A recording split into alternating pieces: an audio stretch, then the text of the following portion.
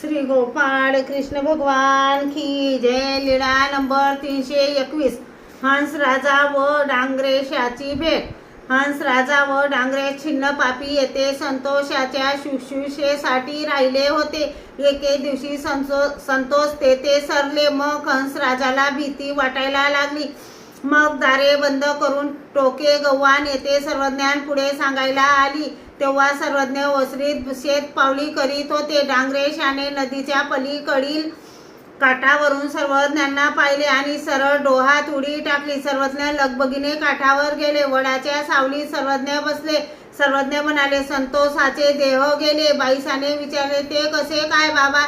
सर्वज्ञ म्हणाले, हा काय डांगरेश आणि हंसराजा आली। डांगरेश आला, श्रीचरणावर कू कू कू कू करून लोळू लागला। सर्वज्ञ म्हणाले, हो हो डांगरेशा म्हणून श्रीकराने स्पर्श केला। तेवढ्यात पलीकडून हंसराजा आली। सर्वज्ञांना दंडोते घातले, श्रीचरणा लागली।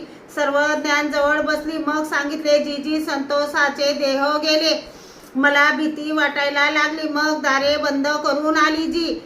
तसेच सर्वज्ञ ओसरीत आले व तेथे बसले। श्री गोपाळ कृष्ण भगवान की जय।